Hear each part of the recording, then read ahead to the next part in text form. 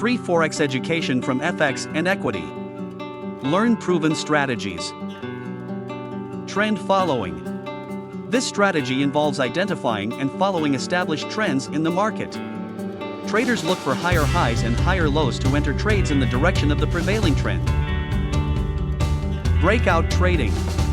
Traders using this strategy aim to take advantage of significant price movements that occur when the price breaks through key support or resistance levels.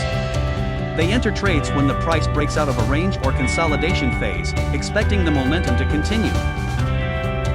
Fibonacci retracement.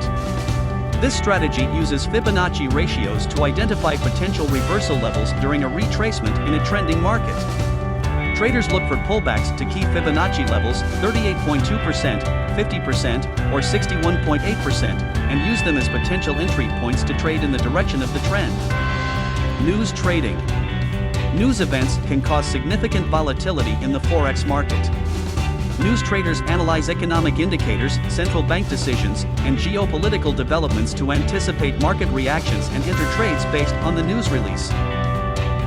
Get free access to our exclusive Forex trading courses. Technical Analysis Masterclass. Mastering the Mental Game. Forex Trading for Beginners. Register now.